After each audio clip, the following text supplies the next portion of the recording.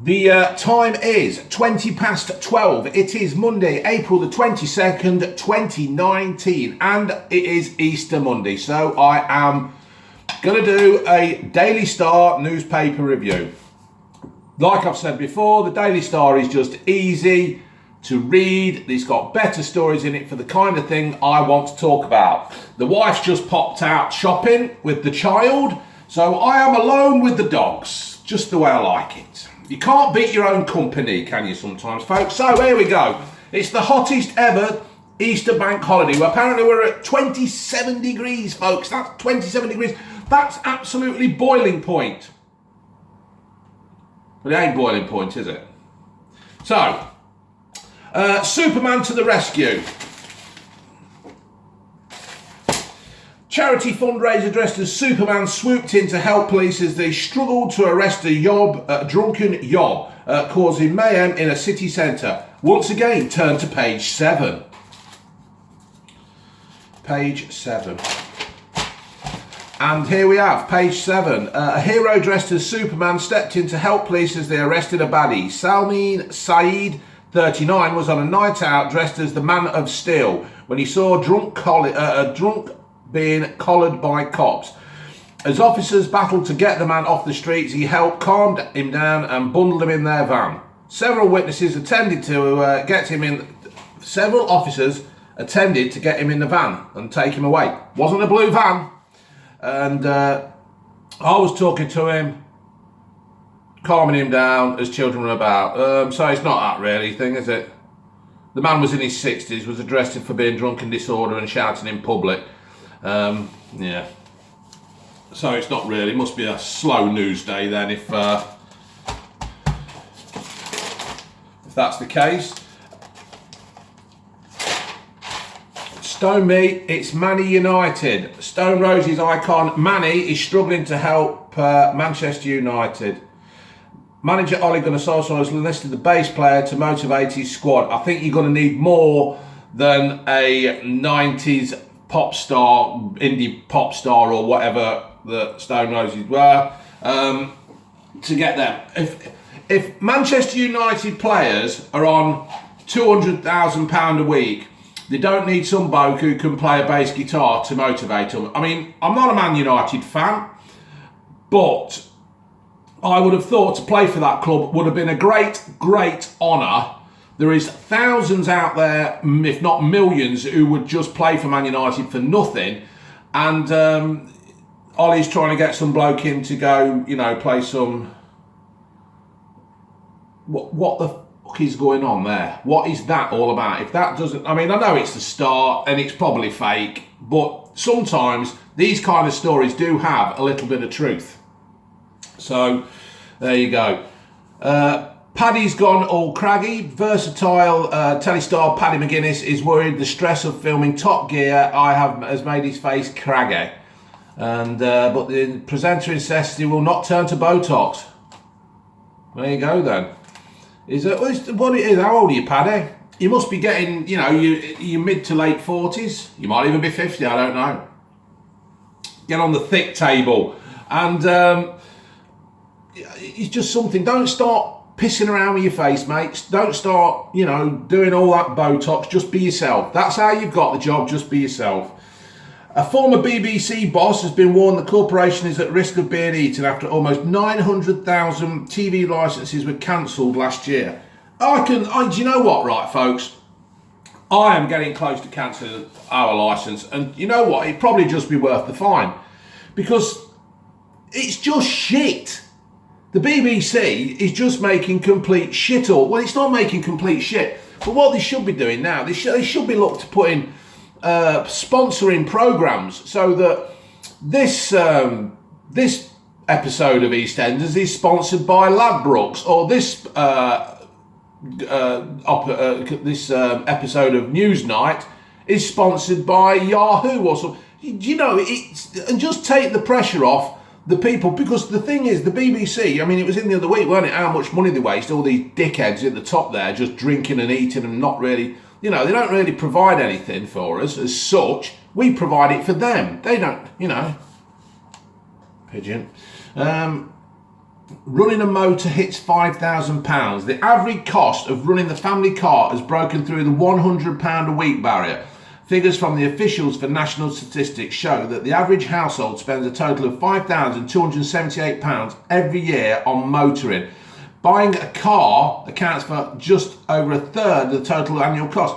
Now, I've been saying this, right, for fucking years. Apologise for my swearing. Well, this is Blue Van Man 2, so I don't keep a lid on the swearing as much as I do on the other one. I've been saying this for fucking years, right? Every year they go on, oh, the train fare's gone up by such and such. This is the train fares, this and the train fares, that and that. But they never ever mention the cost of running a car or a van, right?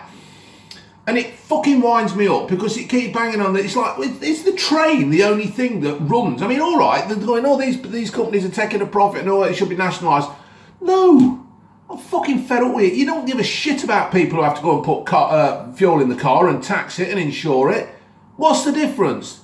What is the difference? Why don't these politicians, when they start banging on about the trains and that, why don't they talk about the people who use a car? I work, right? If I could get a bus or a train from round my house to where I work in Melton, they're fucking brilliant, right? But I work from 7 till 7 on every day, not every day of the week, but in different shift patterns and stuff. And I do nights.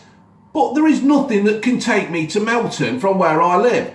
So I need my own transport. So I have to fund my own transport. Now, I'm not moaning at that. I know that's the way of the world. That's the way of life.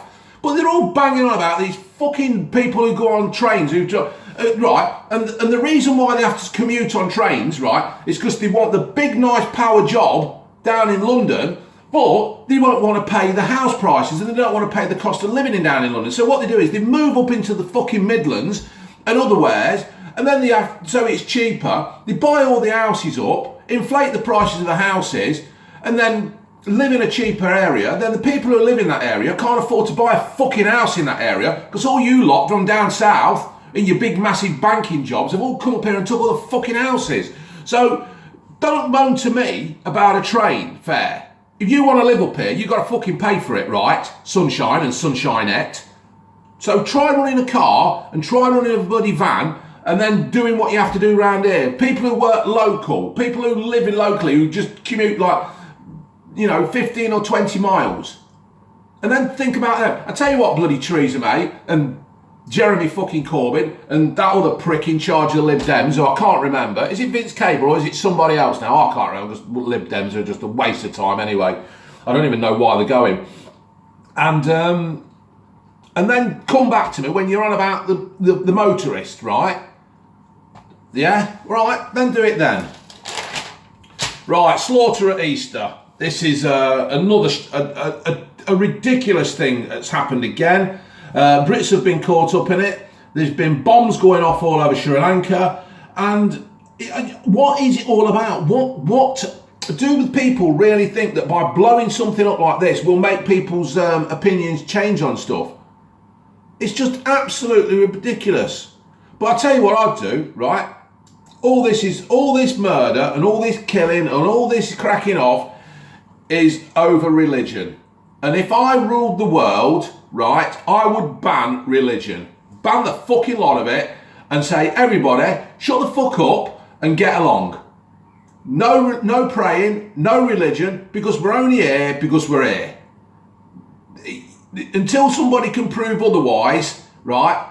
Take it as it's like the proved innocent till proven guilty, right? This is how it is with religion. Until you can prove there's a big guy in the sky with a bushy beard and he had a son who died on a cross, right? And his mum was shagged by the Lord, right? And then we celebrate these stupid bloody holidays, Christmas and Easter, because he died on a cross and then he came out and he pushed a stone away like Andre the Giant or Hulk Hogan or Braun Strowman or something like that, right? Until you've got proof of that, it ain't happening. It ain't real, because all religion is a way to control the masses from the old days, right?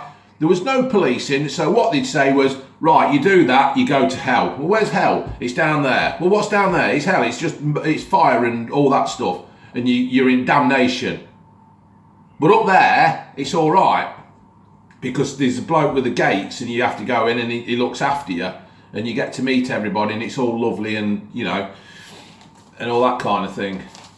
So that's how I see it. Excuse me, folks, I want my shorts, folks. Shorts are out. Easter's here, the weather's here. It's warm, isn't it? Well, it's ridiculously warm. Right, see, she's all right. She knows what it's all about, summer. EastEnders legend June Brown has revealed Lady Gaga once tried to take her out clubbing. Yeah, I think June's losing it. I can't see that. Why do you want to go and hit seals for? There's no seals around here. Ridiculous. And so I've done the Man of Steel. Bear Grylls says his new documentary will remind viewers that nature is brutal, tough and unforgiving. Hostile Planet will run for 6 episodes on National Geographic. Hostile Planet is not going to make your friend want... is not gonna make your friend want to pet anything. Whatever. Oh, look at that, look. There's people on a boat here, look. There's people paddling on a boat. And there's a swan attacking them. Look at that. Fucking break your arm, that will. Break your arm. A whistleblower who helped scupper a neo-Nazi plot to murder an MP has been warned by police he is at risk of being killed. Robbie Mullen reported a threat against Labour MP Rosie Cooper just after right-wing extremist Jack Renshaw, 23, spoke of his plan in July 2017. Mr Mullen, 25, who leaked the information to anti-fascist charity Hope Not Hate, has been the subject of 5 Osmond warnings. All right. I suppose you're just doing the right thing, I suppose, aren't you? Somebody's going to get killed. And I'm not, I tell you what, right, I'm not a fan of politicians just lately. I think they're all a bunch of fucking idiots. Well, I'd say 95% of them are fucking idiots. They're all on 80 grand a year and they're all doing nothing. They're all on holiday at the moment. What are they on holiday for? We've got Brexit looming and they're on holiday. I couldn't give a fuck. I really couldn't care less why you're on holiday. It's absolutely ridiculous. Friday, Saturday, Sunday, Easter, Monday off, get back to work. Stop prattling around. They all make out they're brilliant and they're all, oh yeah, we really care and we really listen to your problems and all this and, you know, tell us what your concerns are. I tell my concern is that you're all shit and that you're not doing the job that you're not paid, you're just given money. There you go. Right. Dinner parties are dead and are now called supper clubs instead. The average Brit hosts 1 supper club a month and a quarter said banned talking about Brexit. Well, it's all banned talking about Brexit in the House of Parliament, isn't it? There's no fucker there talking about it. A total of 20... Oh, I can't read it. That's shit. Adele split great for new album. Now, did I say that? I said that the other day, didn't I? She split up and that's given her new material to write. Well, I'm just amazed. Oh, here's Boy George. Look, he's 80s pop icon Boy George looks almost unrecognisable as he takes a stroll in London without his iconic hat. He ain't going to wear an hat in this weather, is he? I mean, when all's said and done, there's his hat. He ain't going to walk around with that fucking thing on his head, is he? It's red hot out there. Bloody hell, give the lad some credit. 47-year-old man has been arrested after racist graffiti was scrawled outside a mosque. Police received 3 reports of graffiti being written on a post at Masjid and Salaman Mosque in Preston. They've arrested a local man. So it's been sectioned, that's it then. So I'll just put it down to I'm crazy. I wrote it on there and I'm crazy. Just mad. It's Bake Britain. Oh dear. Oh, look at that. Right, I mean, obviously there's some lady there jumping up with joy for the thingy, but look, heartbreaking. A blue van left on the beach. It's fucked. No. Oh. What a terrible, terrible disaster. Breen, Somerset, the beach. It'd be like on the buses, weren't it, when he had the parked up on the beach with the buses. They pulled them girls, haven't they? Yeah, that was funny. I like On the Buses. It's Carry On Films and On the Buses all day on ITV3, folks. Right. Oh, no. Why do they do that? Duty, Line of Duty. Oh. They've gave it away. They've gave it away. There is no point now in fucking watching it. Complete joke. Right. Britain's Got Talent. BGT comic was Pete's TV mum. Britain's Got Talent. Karma. You're joking. It is. Is it? Britain's Got Talent comic Barbara Nice is today unmasked as Peter Kay's Coronation Street mum and a seasoned TV star. Millions saw the 61-year-old housewife and the comedian perform right for the judges on the show on Saturday night, but no mention was made of her showbiz past. Barbara is in fact 64-year-old comedian Janice Colony, and it was the lady who worked behind the bar whose daughter was Mary, who Paddy McGuinness was kissing and canoodling with before they had some trouble outside, and she was in car share. Well, that's her anyway there, look, she's in the picture there in the back. You recognise her? In fact, I should have seen her at Loughborough Town Hall years ago when Dave Spikey was doing his tour, but she was ill and Potter's Tiger had to do he stood in for her.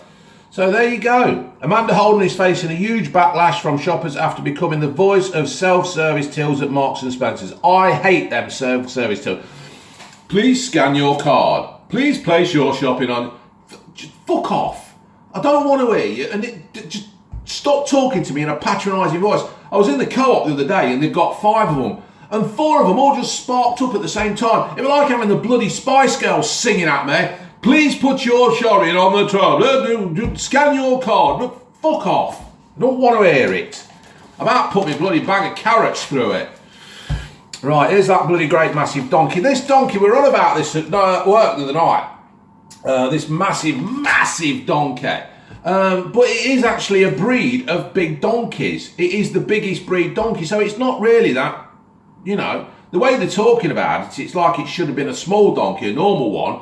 You know, the thing that Mary got carried to Bethlehem on. And but it ain't. It's a great big twatting donkey. It is the, you know, it is supposed to be a, you know, it's Andre the Giant of donkeys. A man aged 38 has been charged with murder after an elderly pedestrian was killed in a crash. Police said the 87-year-old victim died after a car collided with a number of other vehicles. There you go. A driver who had not bothered to tax their car has finally been caught after 8 years. Passing police officers found the parked silver motor after they were alerted by an automatic number plate recognition system. When Special Constable Neil Worth, well, he's worth his salt then, isn't he? Catching this bloke for 8 years. He posted I lost the line. Sussex inspected the vehicle. He found he'd been without road tax for 8 years. He posted the picture on social media, writing, "You generally can't make this up." Well, yes, I think you can make it up, to be fair, because it's absolute shit out of the way this is. If you know of a car, apparently, if you know of a car that's not taxed, and I don't think there's actually really anywhere you can report it. It's, you know, because it winds me up. I mean, this is the thing where I've just been talking about, where the running of a car is costing a fortune. Well, obviously not for this bloke, and he's probably got an old knacker anyway.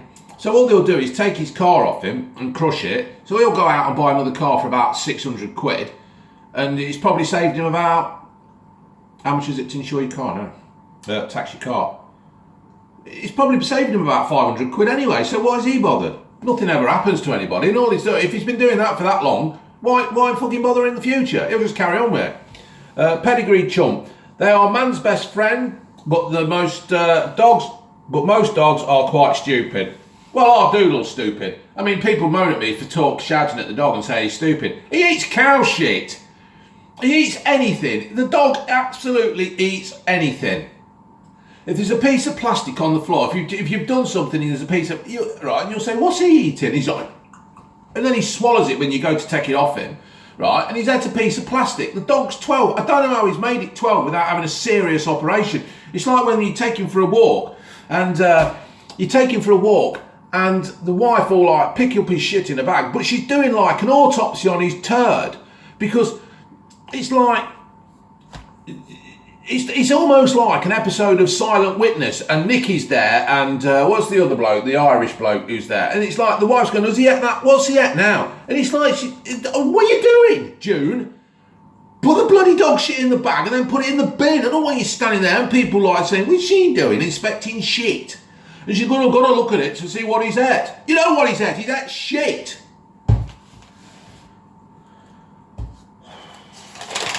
Unbelievable.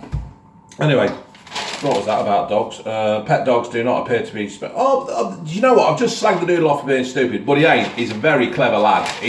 When he wants something, he'll go back and work it out. So, there you go. Waking up to a catchy pop song rather than a beeping alarm can make people more alert. Sorry, folk, bit of bacon. The groggy feeling is the first hour or two after walking, known as sleep intro.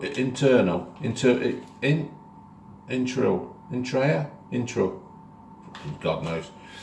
Whatever. I just know when my alarm. Mind you, my phone goes someplace, some kind of soothing music. So that might have a point. A schoolboy turned £150 into £61,000 a year by watching money marketing trade tips on YouTube. Edward Ricketts, 16, was flicking through Instagram when he saw a man boasting of the cash he was made by buying and selling foreign currencies. He asked for advice, but was told he would have no hope in success unless he was properly trained. Well, fair play to the lad. The teenager even has 100 clients to pay him £155 a time for market tips. See, now, this lad here, right, that lad, the black lad, right, not him being kissed by her, but him, the proper lad, right, the normal person, right, not somebody living in a fucking different world. This lad here, if I had a hat on, I'd take it off to him, right, because he's actually got off his arse. Whatever happens in his life, he's got off his arse, he's thought of an idea, and he's gone and done something. And I fucking say fair play to the lad, right? He's just got on with it. I applaud anybody like that. He's not moaned about this. Well, I don't know him, to be fair. He's probably moaning. He probably moans like fuck when he's at home. But he's just gone out there. He's had an idea and he's gone blinkers on and he's done it. So fair play to you, Edward Ricketts, 16. That's fucking brilliant, son. Well done. Well chuffed for you. Just don't let it go to your head and don't waste it, because I had money once and I lost it. I had a tenner, put it on a horse. Right, come last. A teenage triple amputee has given children the chance to walk by donating 25 of her prosthetic limbs. Fair play to you, little girl. I didn't mean to be sounding condescending either. That was, this is just me how I talk. She's used a variety of prosthetic legs, including pink, heeled, yeah, well done. What's her name? Olivia Story. She's lost both legs below the knee and her left arm after being struck down with meningitis, age 2. Absolutely brilliant. I don't mean it's brilliant she's lost her legs, but it's brilliant that she's moved. She's doing something. She's giving something back. She's not one. I can't be dealing with people who fucking moan about what's they dealt with in their lives and the world's against them. Fair play to the girl. Brits stealing 186 million of tableware from bars and restaurants every year. Glasses, cups, napkins, cutlery, condiments, and are all among the most commonly pinched items. It happens, doesn't it? I tell you what, right, just thinking a little bit about that. Do you know why people do take stuff? Because what happens is they'll go into a club or a pub or wherever and they'll say, pint of Carlsberg, please, pint of Carlin, pint of whatever, pint of Skull, pint of Double Diamond, pint of Pedigree or whatever like that. And then they'll say, hey, that's £5.20, please. You say, £5 fucking 20? Are you taking the piss? £5.20 for a pint or something like that. Or £4.80 or £4, whatever. And they'll say, are you taking the piss? And then what happens is they think, right, if you're going to rip me off, I'll nick a fucking glass. Now, I'm not saying that's the right thing to do, but that's what is happening. People are getting fed up with having the piss took out of them. Right, UB40 star Brian Travers vowed to carry on drinking booze, smoking fags and taking drugs following life-saving surgery.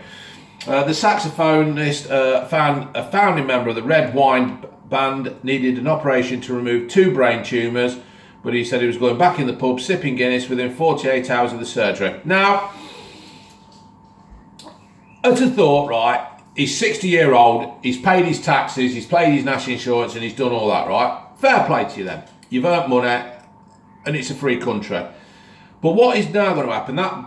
What is going to happen now, he's still going to carry on. Now, he's probably thinking, fuck it, I've only got so many years to life to live now. But what should be happening now is that if you're not going to try and help yourself, Brian, if you're not going to go and try and help yourself, then the NHS is going to not help you, because it's going to work both ways. You could, have a drink, have a fag, right? But you can't go taking drugs that are doing whatever to you. You know, you've got to be fair. You've got to be fair. And people keep thinking the NHS is free. It ain't free.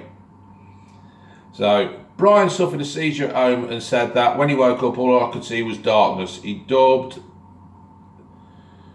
the 2 tumours, Ian and Myra, from the Moors murderers. Ian and Myra after the Moor murders.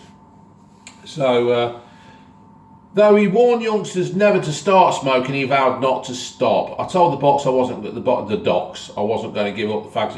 You know what I mean? I'm a rock and roller. You know you're not. You're fucking UB40. See, it just amazes me. I can understand you. Just cut it down a bit or whatever. Children as young as 11 are taking photographs up teachers' skirts. What the fucking hell's going on? Who's given that idea? A vegan who works in a burger van has slammed crusaders who tell others what to eat. Well, she's got a point. You can't go around telling people what to eat. It's a free world. If a vegan came up to me and says, you've got to stop eating meat, and I says, all right, I'll stop eating meat, but you've got to start eating it. You know, it's right. The Duchess of Sussex old surname has become slang for ghosting people. Meghan's decision to ditch her dad's Thomas Markle and her pals has led to the word markled. It's a verb for ghosting or of disposing of people once you have no use or benefit from them. Oh, I see what they've done there then. So she don't want to use her dad's name or anything like that, so that's it. Right. Oh, God, what have we got here? Bloody calling all eggheads. Oh, it's a quiz in the middle pages. Hold on, number 24. Let's just have a quick look at 24. Celebrity, Kim Kardashian. Why is she a celebrity? I don't understand why she is a celebrity. Has announced that she will be training as an astronaut, cosmetic surgeon or a lawyer. Right, let's just have a quick look. Let's have a look. What do you think it is, folks? 24 is C, a lawyer. I think there's more chance of her being a fucking astronaut, to be fair. Can you imagine having to be in court at like 9 o'clock on Monday morning and she's still saying, does my arse look big in this? Right, football, folks. Now, I'm not wanting to say I told you so and that, but it's beginning to look I might be a little bit right about Ole Gunnar Solskjaer. Everton absolutely drummed Manchester United yesterday 4-0, and I've not seen the highlights yet, but I mean, fucking me, Theo Walcott scored. So that is just going to show how bad they are. I honestly don't know of any Manchester United player that you could probably have that would improve your team. Rashford, and De Gea, but De Gea's going. It's like they've all just gave up, and they're all moaning now because they're saying that if Manchester United don't make Champions League football next year, they're going to have the wages cut. So they're all moaning again. And I tell you, right, this is just going to end in complete this is going to end in complete disaster for Manchester United. Telling you. Arsenal, they're in the shit and all. They can't seem to string a couple of victories together at the moment. They got done at home 3-2 by Crystal Palace. Crystal Palace are a good side. They seem to sit back. I know they gave Leicester a run around, and they seem to soak it all up. And in a way, it's like they played like Leicester when they won the league. They soak it all up, they do all this, and then they hit them on the counter-attack. And they just seem to be more organised. Whatever you say about Roy Hodgson, he's not a national manager, but he certainly manages these little teams quite well. So, you know, Wolves and Brighton. I heard some Brighton fans moaning on the Radio 5 the other night, and they were saying how, you know, Brighton should be hammering teams like Wolves. I don't think you should, mate. I don't think you should. I think probably Chris Hughton, he is a good little manager. He's a good little manager, but I think he's basically taken Brighton as far as he can. I don't think he's got any new ideas. I don't think he's got any plan B. I sometimes think he hasn't got a plan A. So I'm expecting Chris Hughton to be released. Thank you very much, Chris, for all the work you've done. You've done a superb job for us, but we need somebody else now, like Claude Puel. You'd like Claude Puel down there at Brighton. And Fulham, they seem to have, now they've gone down, Fulham, they seem to have lost all the pressure of the relegation battle and seem to be playing with a bit more freedom. Or is it just down to Scott Parker? I don't honestly know. I've not seen Fulham play. I've not seen none of the highlights. Leicester did them, didn't they? And but they do seem to be gaining a bit of confidence. So hopefully that they can take this forward next year and try and have a good go at coming back up into the Premier League. I quite like Scott Parker. It was one of them players that you would rather have in your side than against you. So it is football today, isn't it? It's the Championship. Man City 1, Tottenham 0. Waste of time, really, isn't it? I did. Who was the? Who somebody gave the? Eric De Silva or somebody gave the Man of the Match award to Foden or something. I can't remember who bloody scored. But yeah, it's I don't know. It's don't know. To be fair, the team Man City's got, they should be hammering teams all the while. You know, they should be 100 points and all that again. Chelsea Burnley tonight. Villa Millwall. Blackburn v Bolton, local derby up there. You know, it's Huddersfield 1, Watford 2. Yeah, Watford are a good side. He's got them organised, hasn't he, to be fair to him. Yeah, he's doing well. Watford, do you know what, right? I'm quite happy for where Leicester are in the league at the moment. I don't, I know some of you, I mean, a lot of you do ask me questions about Leicester and what I think of this and what I think of that. I'm quite happy for Leicester to stay where they are. I don't want to finish in Europe. I don't want us to go into Europe next year. Us, sorry. I don't want Leicester to go into Europe. I say us because I'm going to go down a lot more next year. In fact, I'm going to really try and get down for quite a lot of the games because I loved watching Leicester, but when you get married, you do what you do, don't you? You have to give things up. I don't want Leicester to go into Europe. I think it would be a disaster. You look at Burnley, they went into Europe. They've struggled in the league. It's a distraction. Leicester are rebuilding. Rodgers needs to get time. He needs to get the right players in. And I think ending up playing somewhere in Russia on a Thursday night to fly back to play in the Premier League on a Sunday is a big ask, as we are not... we're building. Leicester are building. This is an ongoing thing. We're having a massive...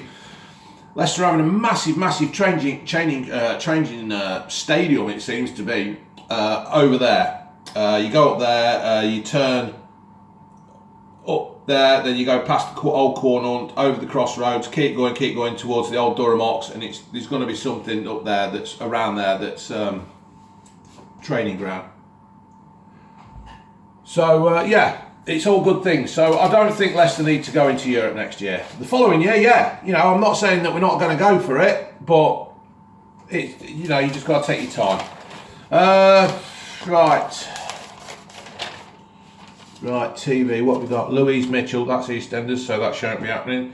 We have bad news for anyone hoping to see a reimagination of the writers for the 21st century. Writers Dick Clement and Ian Le Frenes, who penned the original 60s-70s show with James Bolam and Rodney Bewes claim it won't happen. They're not doing The Likely Lads. Yeah, you can't do things like that. The Likely Lads were funny at the time, but a lot of their stuff was, a lot of the 70s and 60s, 70s and 80s was, it wouldn't get politically correct now. There'd be people complaining about absolutely fucking everything, and it'd be just a waste of time trying to make it. In fact, the comedy on TV just lately is absolutely shit, because nobody dares tell a joke in case some snowflake is fucking offended. I mean, the last decent comedy thing that I really, really, really enjoyed was Gimme Gimme Gimme with Linda Lee Hughes and Tom. And it was just absolutely brilliant. They'd bicker, they'd fight, but they had like a loving relationship where they were flatmates. And if you've never ever seen Gimme Gimme Gimme, get it on UK Gold. You will not be disappointed, unless you're one of these modern people who are offended by everything. But there again, if you're offended by everything, what the fucking hell are you doing watching me? TV maniacs. Oh right, just Jane. Let's go for the old problem page. Blue Van Man problems. If I have sex with my partner's boss, then all our worries will be over. He has made it clear that one night of filth in a swanky hotel will secure my other half's job for another 2 years, plus I get a cash bonus. The problem is, I simply don't fancy the creep. He's so vain, he probably thinks this letter is about him, and arrogant. He thinks he can have anything he wants. He knows that I have a very high sex drive. I stupidly got drunk at a company event and boasted about it. Admittedly, my partner and I have sex twice a day. Twice a fucking day? Maybe a few fumbles with somebody new wouldn't make much of a difference, but I feel like my commodity as my partner, is urging me to take one for the team. I obviously don't think your partner is worth hanging around. I think your partner's a complete prick. This ain't some film with Julie, what her name? Who's Bruce Willis's ex-missus? It ain't gonna happen. Show a bit more self-respect for yourself, love. Fuck your partner off and tell him to go and get a job that he can do, that he doesn't rely on you opening your legs for. How can I get my boyfriend to start being nicer to me? At the moment, he is in a world of his own. He disappears for days at a time, makes his mates his priority, and refuses to clear up after himself. I didn't play football for my village team, Sunday team, and I'll be honest with you, I was shit at football. I wouldn't pick me either. Big Gormlin centre forward up there, fucking useless. And anyway, I played this game against a team against Liverpool. It was just a friendly. They came down, and the one of the blokes who come down, he'd only popped out for a pint of milk and a paper, got on the bus and come down here with the lads. Fucking brilliant. The sitting room furniture was all right. The other night I got home late from work and generally thought we'd been burgled. The sitting room furniture was upended. There was smashed glass in the hallway and the kitchen was disgusting. I was about to ring the police when my neighbour appeared. She said my bloke had been in all day with a group of people, male and female. She was terrified. Apparently they started drinking at 11 a.m. in the garden. They went indoors and it started raining. After it started raining, they ordered some pizzas, and the next thing they know was a bit of a fight.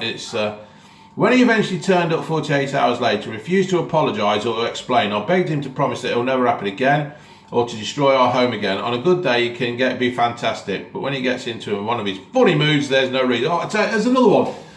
There's another one there, love. Just fucking leave him. Just leave him. It's quite simple. I know it doesn't seem simple, but look at it this way. If he's going to be like now, what's he going to be like in another year? 3, 5, 7, 10 years. What's he going to be like? Fuck him off. You only get one life. Just fuck him off.